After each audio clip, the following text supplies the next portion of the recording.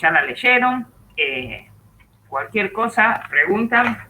Vamos a nosotros a desarrollar la unidad 2, que también está subida ya en comunidades. Ahí están todas las ideas esenciales de todas las unidades que ustedes pueden ir estudiando. Bueno, la unidad 2 se refiere al gobierno. ¿Y qué sería el gobierno? ¿Cómo lo podemos definir el gobierno? Podemos decir que es el conjunto de órganos que ejercen el poder. ¿Se acuerdan que nosotros la clase pasada vimos que para que exista un Estado se requieren 3 elementos esenciales, que son población, territorio y poder? Justamente el poder se ejerce a través de estos órganos que conforman el gobierno. Ya vamos a ver más adelante por qué hablamos nosotros de órganos más que de funcionarios. En realidad no hay duda de que el gobierno materialmente se compone de personas humanas, pero técnicamente se habla de órgano porque el órgano subsiste más allá de la persona. Ya lo vamos a ver en la parte del administrativo, pero ¿qué queremos significar? Si un funcionario renuncia a su puesto, el órgano sigue. Supónganse un ministro, el ministro de Educación, hipótesis, renuncia, el ministerio como órgano subsiste y las decisiones que haya tomado siguen siendo válidas. No se extingue el ministerio porque renuncie la persona física que está cumpliendo la función. Por eso decimos que el gobierno sería eso, el conjunto de órganos que ejerce el poder del Estado.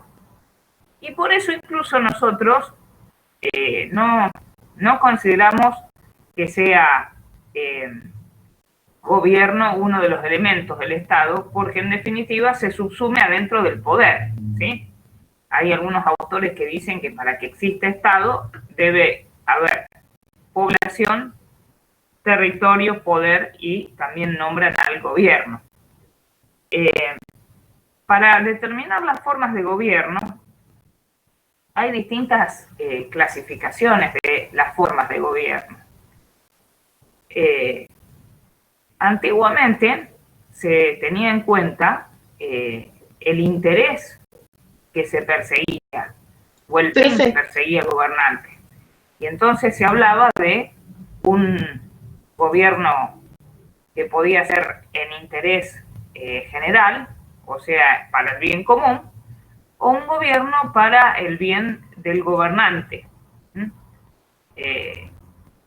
Si el poder le pertenece a una persona, el poder lo tiene uno solo, pero gobierna teniendo en cuenta el bien del pueblo, lo que suele llamarse el bien común, o también se llama el interés general. En ese caso, la forma de gobierno sería la monarquía. En la monarquía, el poder lo tiene uno solo en beneficio de toda la población. Ahí tendríamos la monarquía. Pero si el poder lo detenta uno solo en beneficio suyo, no en beneficio del pueblo, cuando el que detenta todo el poder toma las medidas, lo hace pensando en su propio provecho personal y no en el bien de la población, ahí tenemos lo que se llama la tiranía. Del mismo modo, si el poder le corresponde a un grupo, se dice el grupo de los mejores y que gobiernan en interés de todos, ahí nos encontramos con lo que se suele llamar la aristocracia, el gobierno de un grupo en favor de todos. Y cuando se degenera la aristocracia y tenemos a ese grupo, esa élite que se consideran los mejores, pero gobernando por provecho propio y no en beneficio de todos, encontramos lo que se llama la oligarquía. Y si el poder le pertenece a todos, si el poder reside en todo el pueblo, ahí nos encontramos con la democracia, siempre que sea pensando en el bien de todo el pueblo. Pero si se degenera, se transforma en la demagogia. Es decir, que nosotros tenemos distintas formas de gobierno. Esta es una clasificación clásica que en su momento hizo Aristóteles, teniendo en cuenta la cantidad de personas que detentan el poder y a qué se mira, si al bien común o al bien del gobernante, a su provecho personal, dejando de lado el bien común. Y él decía que cada forma de estas puras, las formas puras miran al bien común, se van degenerando para pasar a ser las impuras. Y por eso habla de monarquía y de tiranía, de aristocracia y de oligarquía, y de democracia y de demagogia. Hoy día, dentro de las formas modernas, nosotros podemos encontrar distintas formas de gobierno, como por ejemplo la que existe en Argentina. Vieron que en Argentina existe una forma de gobierno republicana y representativa. Lo vamos a ver más adelante también, pero es representativa porque en principio el pueblo no gobierna él. Vieron que nosotros dijimos que en la democracia el poder le pertenece al pueblo. O sea que el titular del poder en la democracia es el pueblo. Pero ¿qué ocurre? El pueblo no ejerce el poder, sino que delega el ejercicio del poder en un representante, que es el gobierno. O sea que fíjense que en nuestra forma de gobierno, el pueblo, cuando vota, quienes son titulares del sufragio, que no es todo el pueblo en realidad, si bien se dice que el sufragio es universal, en realidad siempre hay alguna restricción en relación a la capacidad. Por ejemplo, no vota un bebé, el pueblo, en ese caso, delega el poder en un representante. Por eso hablamos de la democracia indirecta. Cuando el poder lo tiene uno y no piensa en el bien común, ese se llama tirano, tiranía. Repasando, tenemos la monarquía, la tiranía, la aristocracia con la oligarquía y la democracia con la demagogia. De un lado las formas puras, del otro lado las formas impuras, según se mire el interés personal del gobernante o el bien común, y según gobierne uno, varios o todos. Nosotros decíamos que en Argentina, ¿por qué se dice en el artículo 1 que adopta la forma representativa? Y porque si bien el poder le pertenece al pueblo, el pueblo no ejerce ese poder, sino que delega su ejercicio en un gobernante. Lo elige a través del sufragio. Por eso la nuestra se llama una democracia indirecta. ¿Por qué? Porque en una llamada directa el pueblo ejercería el poder directamente. Supónganse que nos reuniéramos todos los domingos en una plaza y entre todos votáramos todas las medidas de gobierno. Realmente se sostiene que hoy día sería imposible esto. En algunos países muy avanzados se cree que quizás sería posible volver a una democracia directa a través del celular, votando las decisiones de la población, para lo cual no hay duda que se requiere que todos tengan el celular con el sistema adecuado para votar, y no hay duda que un cierto nivel cultural de toda la población, ¿no es cierto?, para votar, para decidir.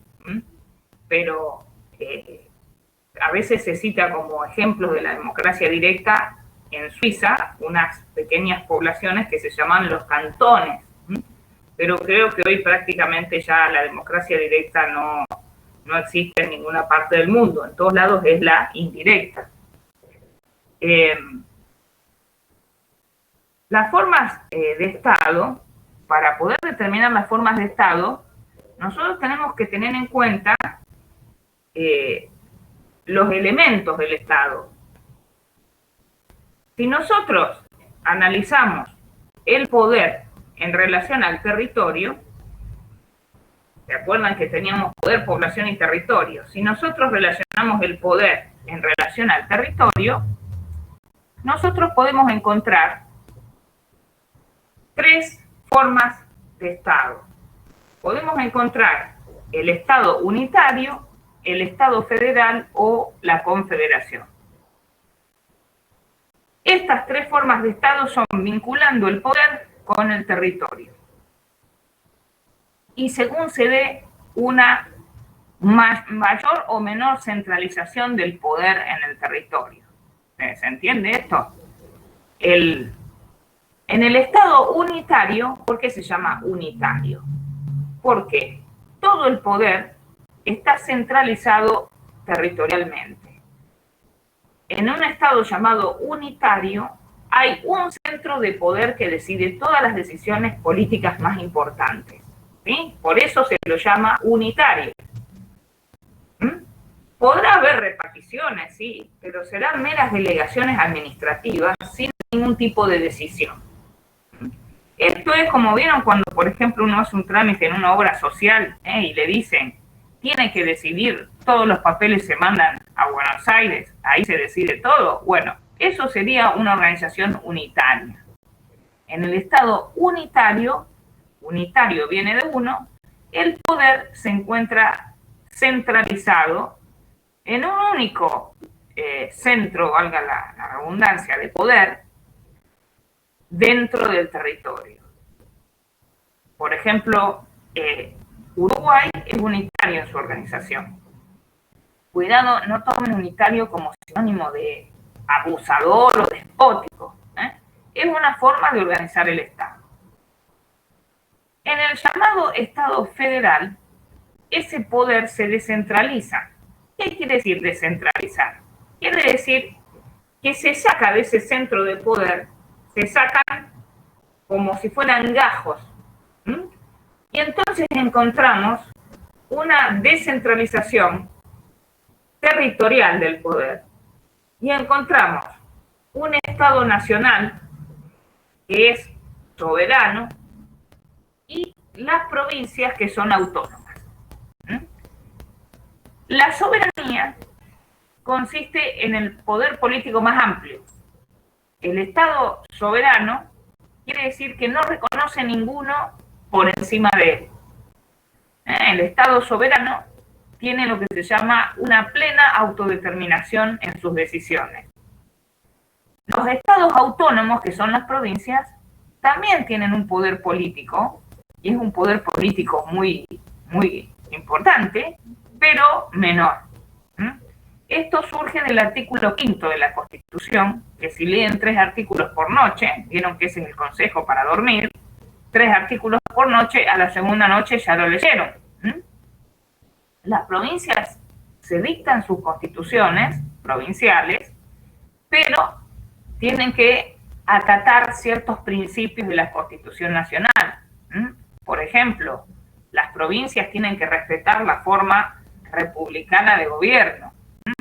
Las provincias tienen que asegurar la administración de justicia, la educación primaria y el régimen municipal. Es decir, la Constitución Nacional habilita a las provincias a dictar constituciones provinciales, pero siempre cumpliendo con ciertos principios establecidos en esa Constitución Nacional. Por eso decimos que las provincias no gozan de soberanía, sino que gozan de autonomía.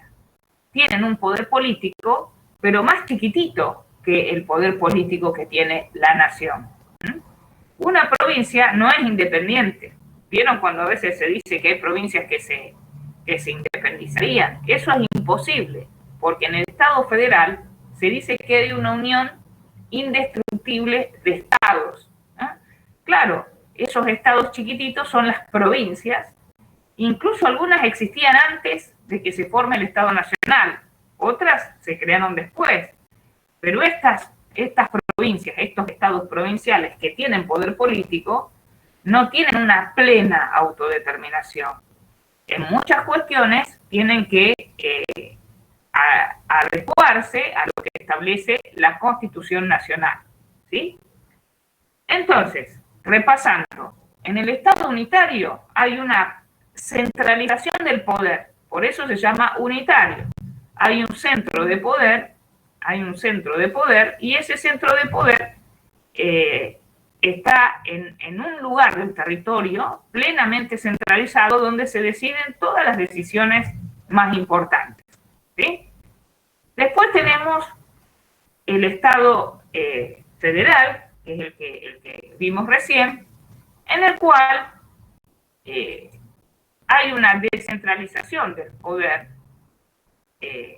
y esto significa que las provincias tienen un poder más reducido que la nación, tienen lo que se llama la autonomía. Pueden dictar su constitución, pueden organizar sus poderes, pero siempre sujetándose a ciertos principios establecidos en la Constitución Nacional, y nos remitimos al artículo 5, ¿sí? Y después tenemos la Confederación. En la Confederación sí son independientes los Estados miembros. Se podría decir que la Confederación es la máxima descentralización territorial del poder. Si uno dijera de mayor a menor descentralización, tenemos primero el Estado unitario, donde no hay ninguna descentralización. Después tenemos el Estado federal, donde ya sí hay una descentralización importante. Fíjense que hablamos de Estado nacional soberano y Estados miembros autónomos. Y la Confederación. En la Confederación, ya cada Estado miembro tiene un poder político mucho mayor que en el Estado federal. Por ejemplo, ¿vieron las películas de Estados Unidos que una persona comete un delito en un estado y trata de lograr pasar la frontera para ir a otro estado? Y si pasa, dice, ya me liberé. ¿Por qué? Y porque en Estados Unidos cada estado tiene su código penal. ¿Entiende? Por ejemplo, en Argentina, el Código Penal lo dicta el Estado Nacional. ¿Cuáles conductas son delitos? Eso lo establece el Estado Nacional. ¿Qué queremos decir con esto? Que un delito es delito en Santa Fe, es delito en Buenos Aires, es delito en Tierra del Fuego. En cambio, en una confederación, los Estados miembros dictan hasta sus códigos penales, su código civil y comercial. Cada Estado tiene una autonomía mucho mayor, a tal punto que llega a ser una soberanía, casi soberanía, porque existe un Estado central, pero que establece normas mínimas. ¿Se entiende? En la Confederación, incluso, fíjense, el llamado Estado federal, como Argentina, surge con una constitución. En cambio, la Confederación surge a través de un tratado. ¿Por qué? Claro, porque en la Confederación cada Estado es soberano. Entonces, la Confederación se logra firmando un tratado, ¿sí? Y en la Confederación, cada Estado se puede retirar. Eso se llama la secesión. Los Estados miembros de una Confederación se pueden retirar. En un Estado federal no. Vieron que a veces San Luis, o creo que el otro día Mendoza, dijo, nosotros nos vamos. No se puede. No se puede. Eso sería contra la Constitución, y el Estado Nacional podría enviar tropas y se armaría una guerra. Una provincia en Argentina no se puede retirar, porque vivimos en un Estado federal. En la Confederación existe el derecho de secesión, y también existe lo que se llama el derecho de nulificación. ¿Qué quiere decir eso de nulificación? Que los Estados miembros, si quieren, pueden no adoptar las normas que dicta el Estado central. En la Confederación hay un Estado central mínimo para dar una mínima cohesión a ese Estado, a esa Confederación. Pero cada Estado miembro, si quiere, no adopta las normas del Estado, de ese gobierno central. ¿Se entiende? Eso se llama nulificación. Nunca podría existir en un Estado federal como el nuestro. En el Estado federal, si el Congreso dicta una norma de su competencia, y acá hay todo un tema, por ejemplo, les digo algo para que vean algo de actualidad. ¿Es realmente competente el Estado Nacional para dictar todas las normas de salud? ¿Vieron que, por ejemplo, ahora sale un decreto y dice no se puede, no hay reuniones familiares en toda la nación? ¿Es competencia realmente del Estado Nacional o de las provincias? Porque les digo, en principio, el tema de la salud pública le corresponde a cada provincia. Lo que pasa es que si se trata de un virus que traspasa los límites de una provincia, entonces sí puede intervenir la nación. ¿Se entiende? Pero hay cuestiones que hay que tener mucho cuidado porque hay que ver de qué estado son competencias. Cuando se organizó el Estado Nacional, todos los temas que las provincias no le delegaron a la nación, lo conservan. ¿Entiendes? O sea, todo, si bien hay una supremacía del Estado Nacional respecto a las provincias, todos los poderes que la nación no le delegó, perdón, que las provincias de la nación, que las provincias no le dieron a la nación, porque incluso las provincias preexisten a la nación, lo mantienen. Espero que se haya entendido eso, que es muy importante. Entonces, recapitulando, para ver las formas de Estado, teniendo en cuenta el elemento poder con el elemento territorio, podemos encontrar en una centralización total el Estado unitario, que no es sinónimo de absolutismo ni de déspota ni de totalitario, es una forma de organizar el Estado. Cuando hay una descentralización del poder en el territorio, se descentraliza el poder en el territorio, ahí encontramos el Estado federal, como Argentina. Y la máxima descentralización se encuentra en la confederación. Pero nosotros también podemos ver las formas de Estado analizando otros dos elementos, que son el poder y la población. Profe, según ¿dónde está el poder en la población? Profe, ¿me escucha? Y aquí encontramos el democrático, el autoritario y el totalitario. Que no hay duda que ahora, cuando demos los ejemplos, puede dar lugar a debate. Qué pena que no estamos en clase presencial, porque yo ya veo cuando damos los ejemplos las caras, porque cuando damos ejemplos de esto empiezan las ideas políticas, que es lindo que las tengamos y que haya diversidad de ideas. ¿Por qué? Porque muchos de los presentes me van a decir, para mí Cuba es el paraíso de la democracia, y otro dirá que es un Estado totalitario, y cada uno tendrá su versión, su versión de la cuestión. Si puedo repetir los nombres, sí, cómo no. Está en el programa, en el punto 2. Nosotros ahora vemos la forma de Estado, teniendo en cuenta el elemento poder y el elemento territorio. Todo esto está en el punto 2 de la unidad 2. Recapitulando, porque ahí veo que me preguntan. A ver, ¿pueden ustedes desbloquear el micrófono? Porque alguien me quiere preguntar algo y no sé si lo tengo yo bloqueado o si...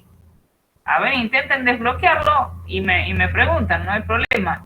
A ver, ¿Ahí me escucha, profe? ¿Saben qué? Ahí está. No tenía puesto yo el... Ahora activé mi parlante. Pregúntenme, yo tenía una pregunta, profe. Sí. No encuentro lo de confederación en el archivo de unidad 2. Bueno. Probablemente no lo hayamos colocado, pero te digo, básicamente, viste que en el punto 2 de la unidad 2 se menciona la confederación en el programa. Lo vamos a agregar si no está, pero como te decía, si vos haces tratás de determinar la forma de Estado teniendo en cuenta cómo se descentraliza el poder en el territorio, la máxima descentralización se da con la confederación. ¿Por qué? Porque en la confederación, como les decía recién, cada Estado miembro de esa confederación es más que autónomo, ¿sí? Es soberano. ¿Se comprende? La autonomía es un poder que tienen las provincias en virtud del cual pueden organizar sus poderes Incluso pueden dictar leyes provinciales, pero tienen que sujetarse a ciertos límites que establece la Constitución Nacional. En la Confederación ya hay un poder mayor. En la Confederación, cada Estado miembro puede dictar sus normas y crear sus poderes sin sujeción a limitaciones establecidas por otro poder.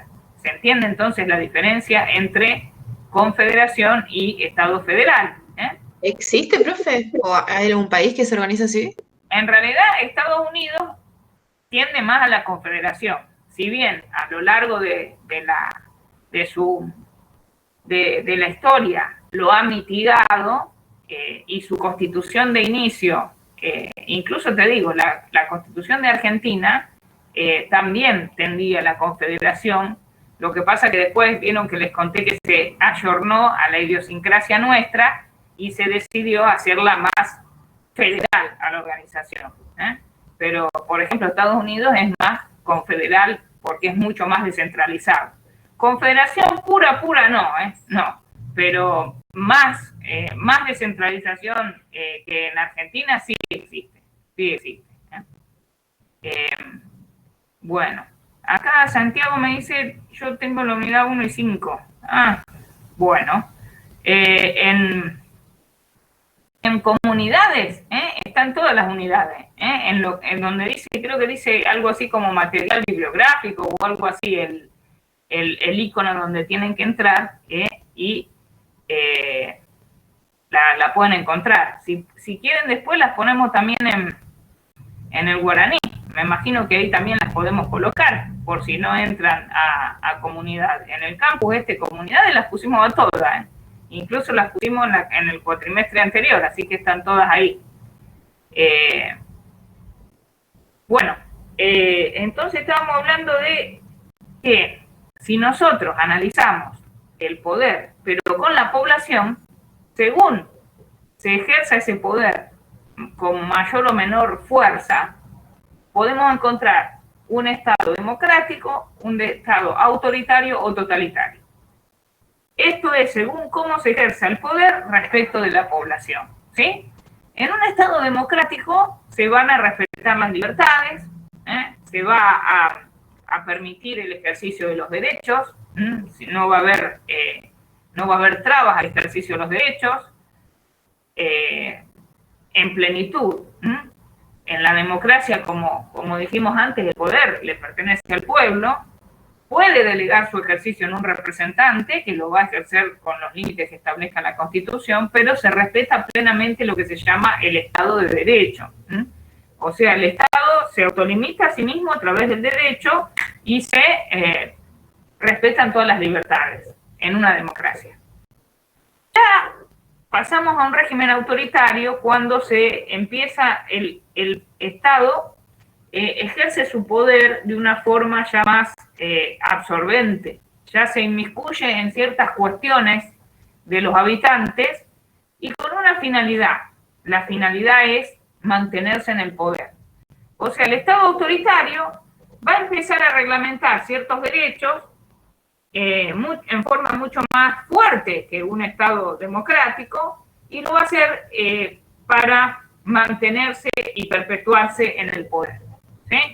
Por ejemplo, supónganse, en un Estado autoritario se va a tratar de evitar que existan medios de difusión con ideas contrarias a las del gobierno de turno. ¿Y cómo se hace esto? Y puede ser comprando, supónganse, los canales de televisión, o por ejemplo, en un Estado autoritario, el Estado se va a dedicar a vender el papel para emitir los diarios y a los que... Profe, sí. Corea del Norte sería autoritario y China totalitario, entonces ahí está la diferencia en las libertades políticas por ahí. Sí, en mi criterio, ya les digo, esto va a variar según la idea de cada uno. Sí, para mí Corea del Norte es totalitario y China se puede decir que es autoritario. Vieron que de China se habla de que dicen, China es el imperio y si se despierta China. Pero les digo, yo una vez me acuerdo que fui a una conferencia en una fundación y había un stand de un grupo de chinos que me regalaron unos diarios escrito en español, ¿no? Y ahí hablaban en el diario sobre cierta persecución a personas que no piensan como el gobierno chino. E incluso hablaba de la existencia de cárceles y hasta de torturas y de asesinatos, de muerte de personas que no comulgaban con el régimen chino. La verdad es que lo de China es muy peculiar. Hay gente que dice que es un régimen espectacular. Por ejemplo, en la facultad enseñan chino. Hay un grupo que enseña el idioma chino y ellos a fin de año con el grupo, con los alumnos, viajan a China. Y, por ejemplo, estos profesores me hablan maravilla. Dice, en China, si la persona es estudiosa, el gobierno chino te respalda y te va re bien y prosperás en la vida. Pero les digo, hay quienes sostienen que en el aspecto político no sería un régimen democrático, sino que sería autoritario. Y Corea del Norte no hay duda de que es totalitario. Miren, en realidad yo siempre considero, es una opinión personal, ¿no? Pero para determinar si un régimen es democrático o no, es importante analizar cuánto hace que está en el poder el gobernante. Porque por más bueno que sea un gobernante, si está hace varios años, hay que olfatear algo raro. Cuando uno llega a un país y todos dicen, sí, este gobernante es buenísimo, pero uno ve la foto del gobernante en todos lados. ¿Vieron esos países que uno va a la repartición pública y está la foto del gobernante? O sea que se tiende a hacer ya un personalismo de líder. Y ese gobernante, es buenísimo. ¿Cuánto hace que está? ¿Hace 20 años? Ya hay que olfatear algo raro respecto de las libertades. Profe, ¿y Rusia qué sería? Porque Putin está también hace como 20 años también. Sí, ustedes me hacen cada pregunta, sí.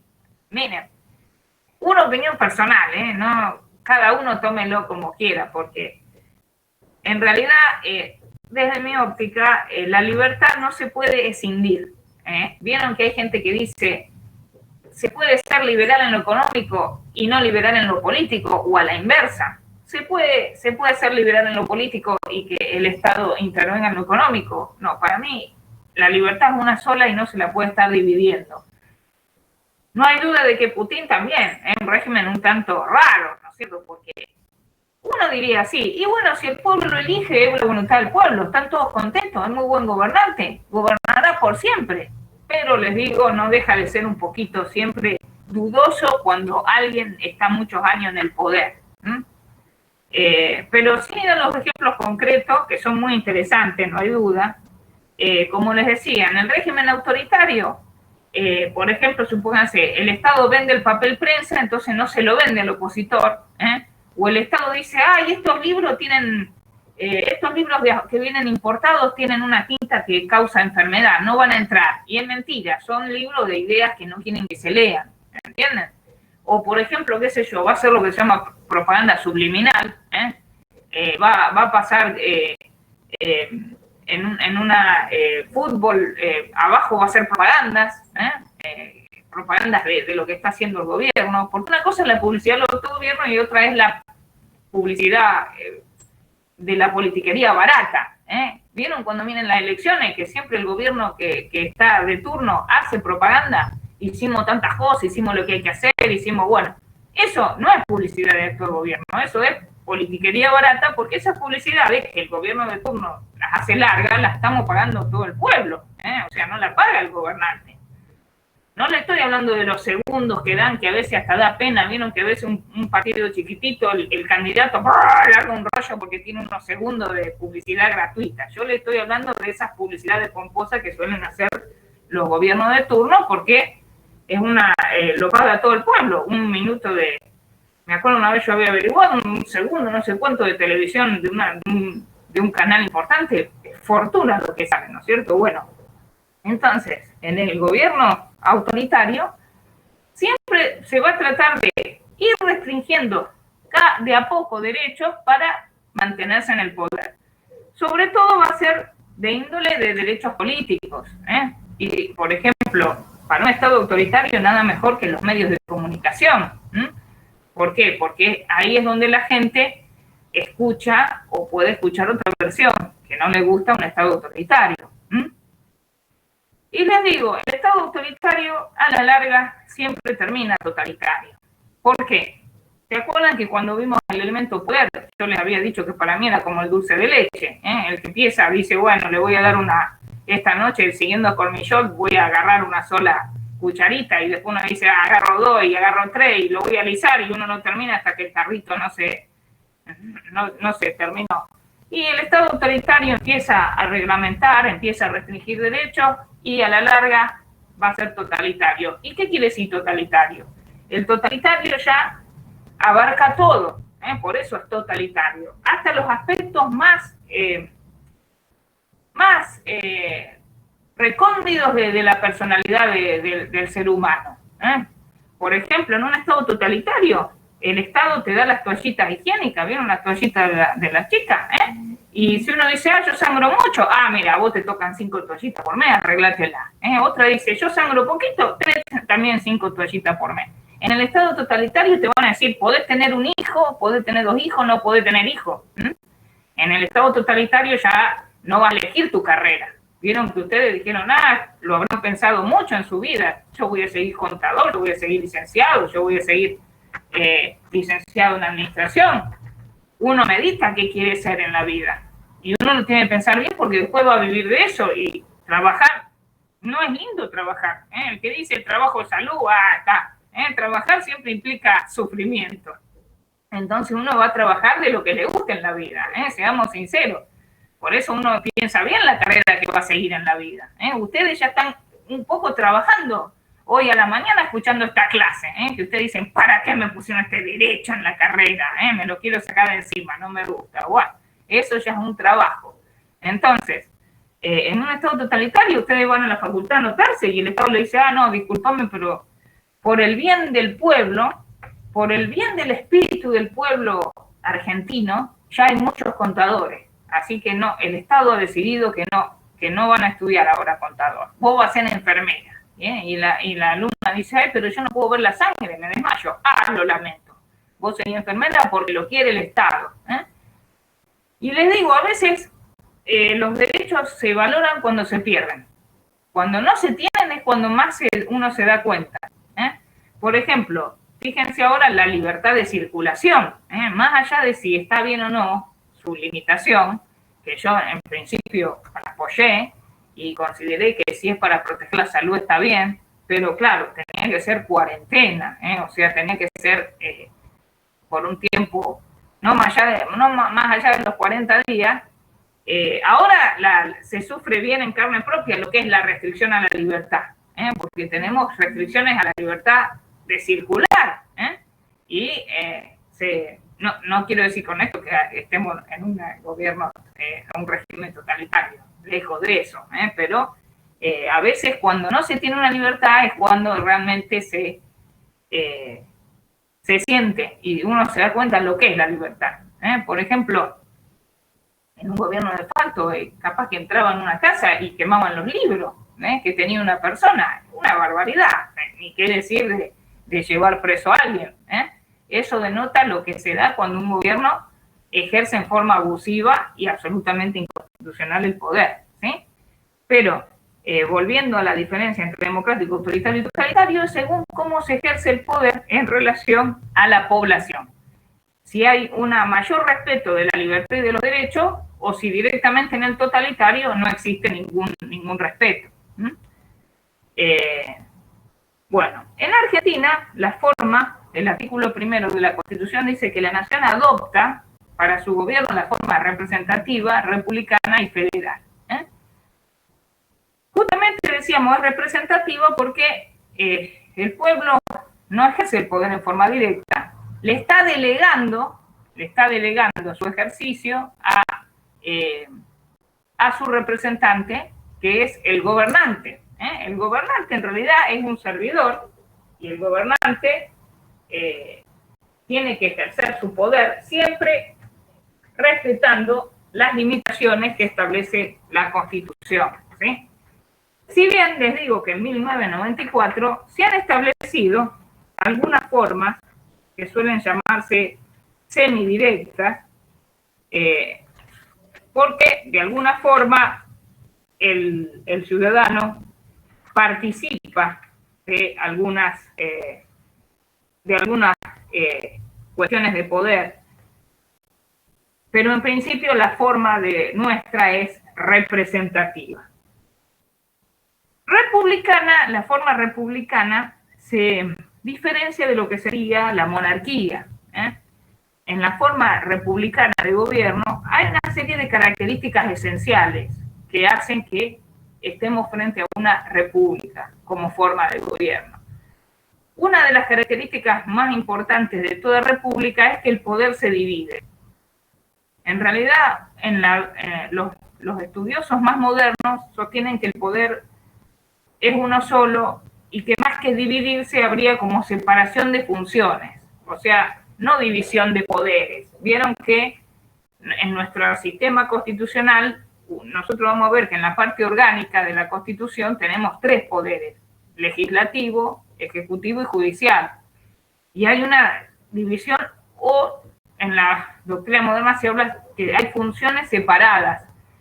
No son compartimientos estancos, existe una interrelación, como vamos a ver. Si bien cada poder tiene como lo que se llama como una zona de reserva que le es propia, pero una de las características esenciales de la República es la división de poderes. Otra característica muy importante de la República es la periodicidad de los mandatos. ¿Qué quiere decir la periodicidad de los mandatos? Que no hay ningún cargo eterno, no es como en el tiempo del rey. Todas las funciones tienen una duración y podrá existir la posibilidad de reelección, pero hay periodos por los cuales dura cada cargo, ¿sí? Esto hace a la periodicidad de la función y esto hace a la alternancia. Otra característica de la República es la responsabilidad de los funcionarios.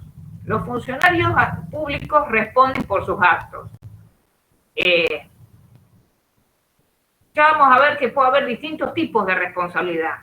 Puede haber penal, puede haber civil. Por ejemplo, un funcionario comete un delito, eso sería responsabilidad penal. Le comete un daño a otra persona, es una responsabilidad civil, sin llegar a ser delito. Y algunos funcionarios tienen también responsabilidad política, que se llama, y son pasibles de juicio político para ser removidos. Existe la responsabilidad de los funcionarios en una república plenamente. Por ejemplo, en Argentina hubo una funcionaria, la única que conozco yo que haya sido juzgada y removida y con sanciones de toda índole, fue María Julia Alzogaray. Ustedes capaz que ni oyeron hablar. Era una ingeniera que estuvo en el Ministerio de Medio Ambiente en la época de que era presidente Menem. A esa funcionaria sí, la juzgaron, estuvo presa, le embargaron una casa, se la remataron, la inhabilitaron. La inhabilitación es que ya no puede ser más funcionario. Esa es la responsabilidad. La responsabilidad de los agentes es otra característica de la República. La República se caracteriza por la igualdad ante la ley de todos los habitantes. Todos somos iguales ante la ley. Eso sería lo que se llama la igualdad jurídica. Que no es una igualdad material, no hay nadie igual a otro. Vieron que por ahí dicen que en el mundo hay un doble. Yo hasta ahora mi doble no lo encontré. Nadie es igual a otro. Si fueran todos iguales, uno se casaría con el primero que encuentra, y uno elige bien para casarse. Hay que pensar bien antes de casarse, porque es un tema... Yo encontré mi doble físico, profe. No me digas. Era igual a mí, nenita. Mirá, bueno. Fue re impresionante. Bueno, vos sabés que dicen que cada uno tiene un doble en el planeta, que dicen que es muy difícil de encontrar. Si es una cuestión de doble nada más que de físico y vos lo encontraste, tuviste una suerte bárbara, porque realmente se dice como de broma que no existe, pero bueno, si lo encontrás. Bueno, estábamos hablando, ya ni sé lo que estoy hablando, de la forma republicana, representativa y federal. Vieron que en el artículo 1 dice que adopta la forma de gobierno republicana, representativa y federal, y en realidad federal es forma de Estado, pero quedó así en el artículo 1 y nunca se modificó.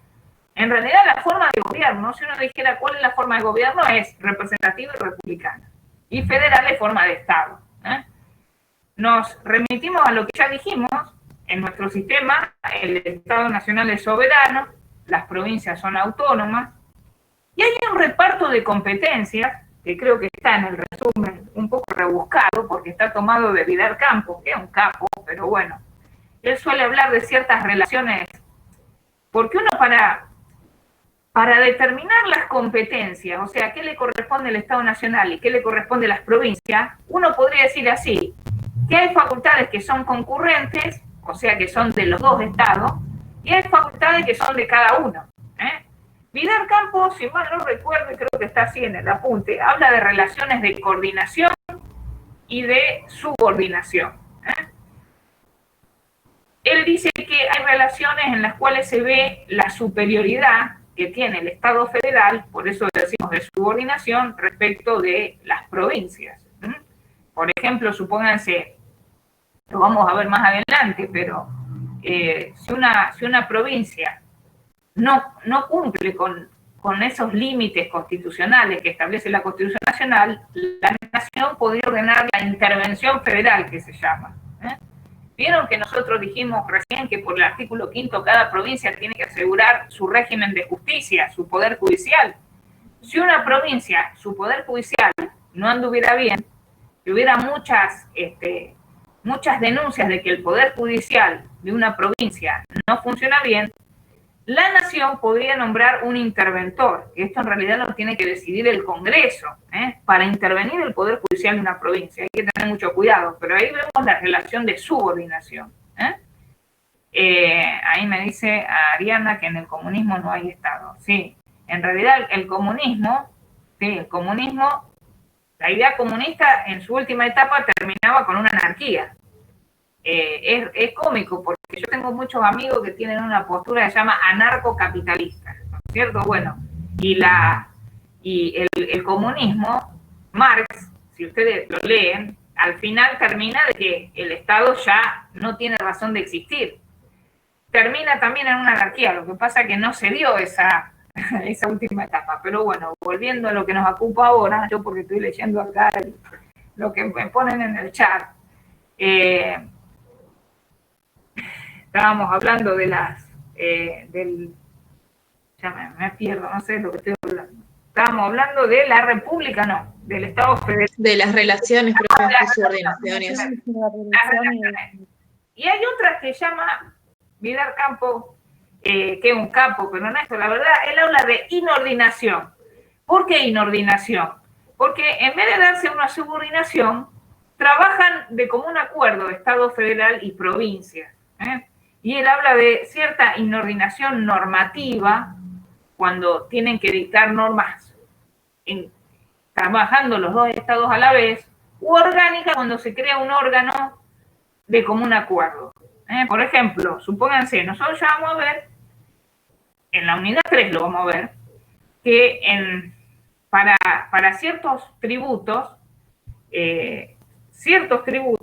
pueden ser impuestos por ambas provincias, y ahí vemos lo que se llama una facultad concurrente, y se crea un régimen respecto de ciertos tributos que se llama coparticipación, que lo vamos a ver en la unidad 3, pero en esa coparticipación, les digo, es como un acuerdo que hacen entre nación y provincia. Ahí vemos una inordinación, porque vamos a ver en la otra unidad que ¿qué hace la nación? Recauda ciertos tributos y después un porcentaje se los da a las provincias. Tributos que las provincias también podrían crear, pero no los crean. Se abstienen de crearlos, lo hace nada más que la nación y en agradecimiento les da una parte. ¿Se entienden? Ahí se ve una relación de inordinación, ¿sí? Porque participan las dos, Estado Nacional y provincia. ¿Qué relación existe entre el Estado y la Iglesia Católica? Y acá tenemos otro tema también para debate, lindo debate acá de la Iglesia Católica. Vieron que hay gente que dice, ¿qué relación que hay con la Iglesia Católica? ¿Por qué? En realidad les digo, en el mundo hay 3 sistemas. Hay uno que se llama sacral, hay uno que se llama secular y uno que se llama laico. En el llamado sacral, en el sacral, hay una iglesia del Estado, hay una iglesia oficial, por eso se llama sacral. En el Estado sacral todos los miembros del gobierno tienen que pertenecer a esa iglesia. O sea que en el Estado llamado sacral hay una vinculación íntima entre el Estado y una iglesia. Ese se llama sacral. En el secular, que es el intermedio, el Estado sostiene una iglesia. Eso es lo que dice el artículo 2.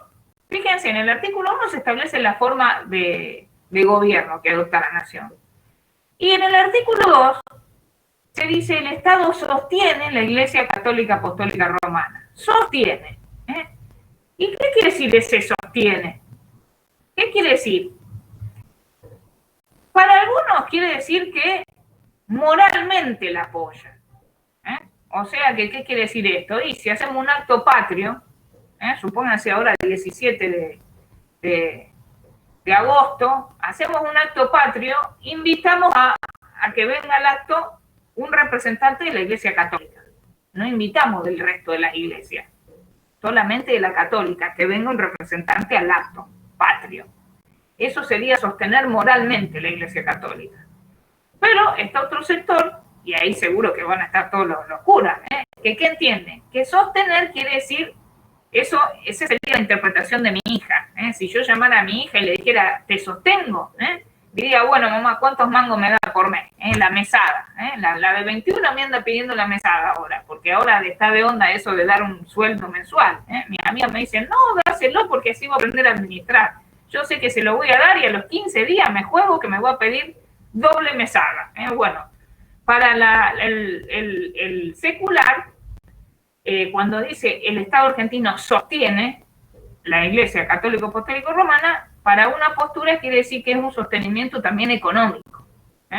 Y, por ejemplo, el Estado argentino ayuda a la Iglesia Católica, le da subsidios. Creo que incluso las iglesias no pagan el consumo de energía eléctrica. No sé si seguirá eso, pero en una época estoy segura que era así. ¿Saben por qué? Porque tuvo un cliente que era un gestor. ¿Vieron los que hacen los trámites cuando uno compra un auto? Bueno, no saben lo que hizo este gestor. Les voy a contar, total queda acá. Capaz que me están grabando. El gestor tenía su oficina al lado de una iglesia y le había puesto carteles luminosos que parecía la puerta de un casino. ¿Saben por qué? Porque se había enganchado al cable de la iglesia. Estaba con el subsidio del Estado, unos cartelones tenía el tipo, uno pasaba y decía, qué gestoría iluminada. Claro, si estaba hurtando energía eléctrica de la iglesia. Bueno, para el secular entonces hay, si bien en un sistema secular se dice que hay libertad de cultos, pero no igualdad, porque el Estado sostiene un culto. Es el caso de Argentina. ¿Por qué el Estado argentino sostiene el culto? Que incluso hay muchos proyectos de que eso se cambie en la Constitución, si hubiera una reforma. Y sí, no es muy justo por ahí para el que me comparte, digamos. En realidad tiene una razón histórica, que quizá hoy ya no tenga tanta motivación. Cuando se organiza Argentina en inicio, por ejemplo, no había registro civil. Todos los casamientos los registraba la iglesia, las defunciones también. Incluso les digo, en Rosario, en la catedral, a un costado hay lápidas, porque en su momento hasta los entierros no había todavía cementerio y se hacían en las iglesias. De ahí viene la vinculación por la cual el Estado argentino sostuvo este culto, porque la verdad que era muy importante en su momento la relación. Y el tercer sistema, como les decía, es el laico. En el laico hay una separación absoluta entre Estado e iglesias. Ahí sí se da la plena igualdad de cultos, porque el Estado no sostiene ningún culto. Y hay proyectos, como acá dice Ariana, hay proyectos muchos para que si algún día se modifica ese artículo, que hasta ahora nunca se modificó, no hay duda de que la Iglesia Católica tiene poder en Argentina. Más allá de que les digo que viene por una cuestión histórica, de que ha ayudado, que ha cumplido ciertas funciones que después tomó el Estado, ha tenido preponderancia y ha tenido poder político. Y por eso muchos consideran que debe seguir este régimen secular que se llama. ¿Sí? Entonces, tenemos sacral, secular y laico. En Argentina es secular. O sea que, siguiendo lo que dice el artículo 2, el Estado argentino sostiene el culto católico apostólico romano. Hay libertad de culto. Ahora les digo, si uno se levanta a la mañana y tuvo un sueño y dice, vi la luz, vi la luz anoche, ahora sé cuál es el culto, encontré a Dios en mi sueño, y uno va y hay un registro de culto, uno no puede decir, sí, todas las noches vamos a matar un bebé, supónganse, en mi culto, para tener un Dios tenemos que en el altar matar un bebé, no, hay un registro de cultos que verifica que no se violen derechos fundamentales para un culto. Vieron que la otra vez no sé qué había, me acuerdo que salió uno cuando empezó la pandemia, no sé qué pastor decía que vendía la cura, que vendía el frasquito de alcohol bendecido por él, que creo que no sé cuánto valía, que decía que curaba. Vieron que siempre de vez en cuando hay algunos medio chanta que usa la religión para otros fines. Bueno, con esto hemos visto un pantallazo de la 2, la tienen ahí resumida en comunidades. Voy a ver si la subo también es el pastor de los MIT, ¿sí? Que después se defendió, decía que no, me da una risa, le dio letra a algún abogado y decía que él no quiso decir eso, que en realidad le estaba vendiendo el alcohol nomás. Sí, hay cada uno. Lo que pasa es que les digo que con la fe es difícil, la fe es jodida. Me acuerdo una vez me puse a ver uno en Facebook que decía que curaba, que se vea, que hacía un teatro. Reconozco plenamente la fe de cada uno, pero hay algunos que vieron que dicen que sanan, que va la persona y que la toque y que sale. Dios mío, yo digo, yo creo en Dios, pero la verdad, pobre Dios, debe estar enojado. Yo voy a la iglesia cuando me siento mal, si no, no voy. Ya cuando me duele algo, ahí voy, pido por todo y digo que nunca más me voy a portar mal, que voy a dejar de tomar cerveza, que voy a presentar los escritos no el último día, pido todo eso y después cuando me siento bien se acabaron todas las promesas. Ay, Dios mío, Dios debe estar enojado conmigo. Bueno, ¿alguna duda, alguna pregunta de esto? Sí. Yo tengo una pregunta. Sí. Al principio de la clase usted dijo que cuando el poder lo tiene un grupo de personas y no tienen en cuenta los intereses del pueblo, ¿cómo se llamaba? Puede ser aristocracia, si es un grupo que sí piensa en el bien del pueblo, y si no, se llama oligarquía. Porque cuando el poder lo tiene un grupo, si es para bien del pueblo, son los aristócratas, la aristocracia. Y si ese grupo, que se suele decir son los mejores, no piensan en el bien del pueblo, se lo llama oligarcas. En Argentina a veces oligarca se usa peyorativo para ciertas ideas políticas. Gracias. No me acuerdo la definición que había dicho. ¿De qué tema? Decime. De democracia. La democracia, mira, en realidad, la democracia, si vos analizás el elemento poder con población, en el lugar donde más se respetan las libertades y los derechos, ahí tenés una forma democrática de Estado. La democracia se basa en dos cosas. Primero, en el pleno respeto de las libertades. Y en segundo lugar, en que el poder le pertenece al pueblo. ¿Sí? Antes, el rey decía que el poder no era del pueblo. Él decía que el poder se lo había dado Dios. ¿Entienden? O sea, miren el rey, qué maquinación que hacía un rey. El rey decía, el poder a mí me lo dio Dios. Dios con una varita, es como si Dios baja y dice, Silvia, toma todo el poder, gracias. Y me lo agarro yo y digo, es vitalicio y por toda mi vida y después lo va a heredar mi hija. ¡Oh! Dios mío, qué régimen que tendrían ustedes. En cambio, en la democracia, el poder le pertenece a todo el pueblo. El tema es ponernos de acuerdo, votar y elegir un representante. ¿Sí? Y cuidado, que el que toma el poder nos representa. O sea que no es que le damos una varita y hace lo que quiere, sino que tiene que ejercer el poder dentro de los límites que establece la Constitución. Por eso suele decirse que es el servidor público, porque nos sirve a nosotros, no a la inversa. Nosotros no somos los servidores del gobierno. El gobierno nos sirve y ejerce nuestro poder respetando los límites que establece la Constitución. Bueno, ¿alguna otra preguntita? Profe, ¿me explica demagogia? Sí, en la demagogia, el poder, si bien le pertenece a todos, ya no se ejerce en beneficio de todos. ¿Entendés? El gobierno demagogo se lo suele llamar, hoy se usa mucho el vocablo populista también. En realidad, en el gobierno demagógico, si bien el poder le pertenece al pueblo, el pueblo cuando en la democracia indirecta le delega al gobernante su ejercicio, el gobernante ya no va a tomar medidas pensando en el bien común, sino que solamente lo va a hacer pensando en su provecho. Que hay una línea sutil entre qué es el bien común y qué es el bien del gobernante. El gobernante, cuando ejerce el poder, el gobernante sabio, primero va a respetar los límites constitucionales y segundo, va a pensar si esa medida a la larga es para el bien común o no. ¿Entiende? Si realmente su medida va a causar bien general o no. La verdad que es un tema que ya escapa a la materia, es más de filosofía y de índole política. ¿Hasta qué punto la medida que toma un gobernante, cuando la toma, lo hace en aras de un bien común o en aras del bien de un cierto sector? A veces una medida de gobierno hay que analizarla, teniendo en cuenta sus efectos para todos a largo plazo y no los efectos inmediatos para un sector. Y en eso ya me estoy metiendo más en tema también de economía. Pero bueno, esas ya son cuestiones que escapan a esta clase. Básicamente la demagogia es la degeneración de la democracia. En la democracia el poder es del pueblo y siempre se ejerce en interés general.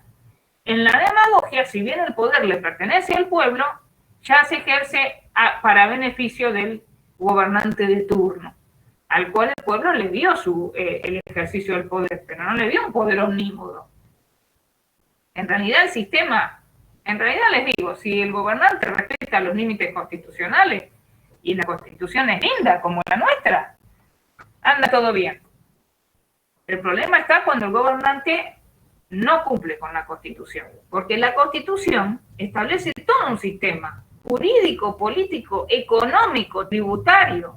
Si ustedes la leen bien, la Constitución establece un relojito.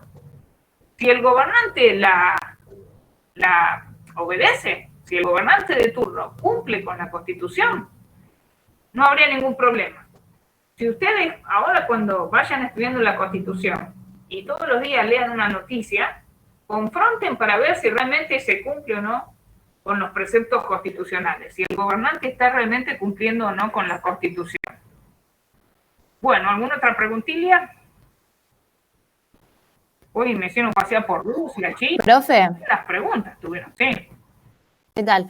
Sobre la ciudad de Buenos Aires, ¿puede explicar su régimen autónomo? Sí, en realidad la ciudad de Buenos Aires es una ciudad que tiene un régimen especial. ¿Por qué? Porque el artículo 123 de la Constitución estableció que las ciudades gozan, las municipalidades gozan de autonomía. Vieron que nosotros lo dijimos así. Nuestro Estado es federal, por lo tanto, la nación es soberana, tiene pleno poder político, autodeterminación.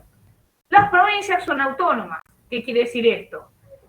Pueden dictar sus constituciones, pueden organizar sus poderes, pero sujetándose a las limitaciones que le establece la Constitución Nacional, básicamente en el artículo 5.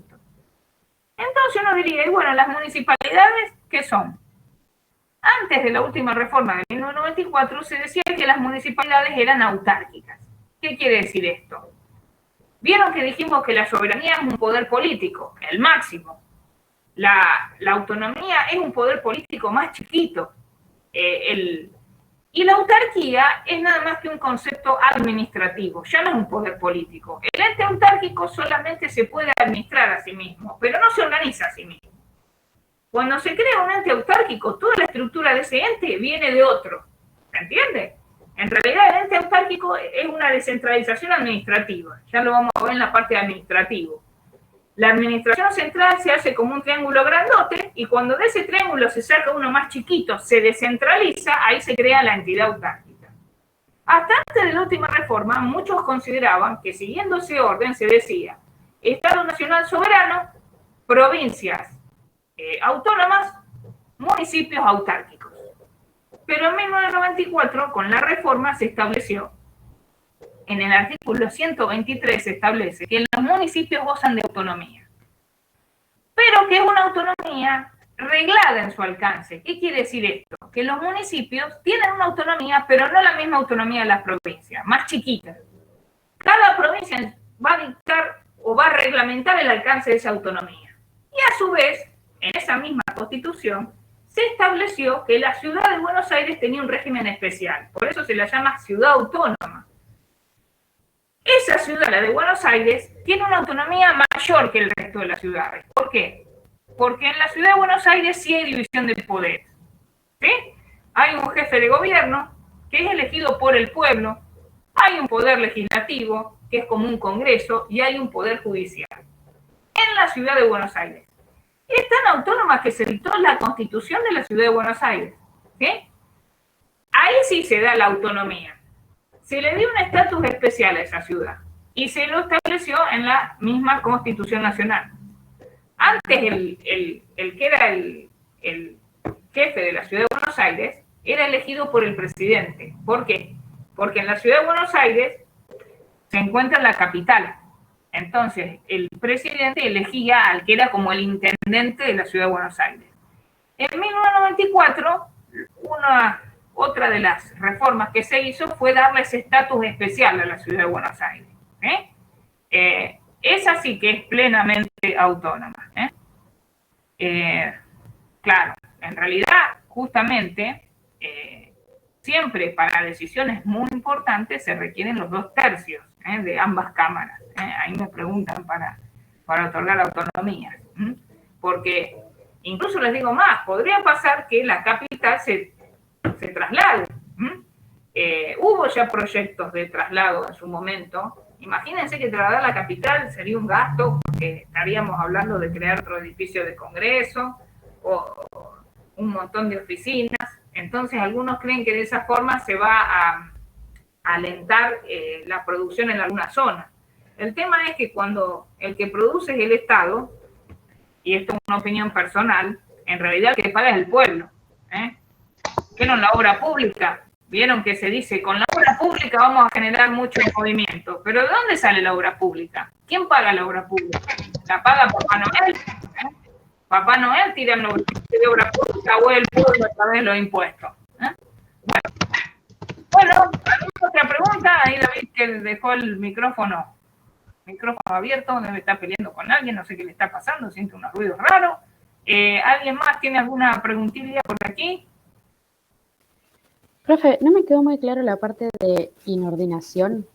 Sí. En la inordinación se dice que, ¿por qué se llama inordinación? Porque hay como una colaboración entre los dos estados, ¿entendés? Entre el Estado nacional y las provincias.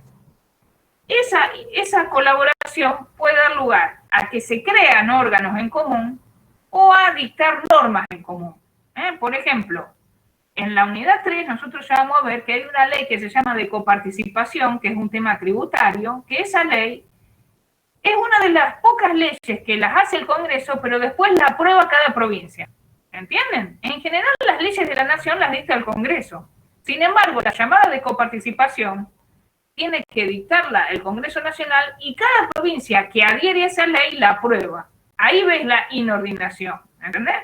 Puede ser una inordinación normativa, cuando es como, por ejemplo, para una norma, o se la llama orgánica cuando es para crear un órgano, ¿entendés? Un ente.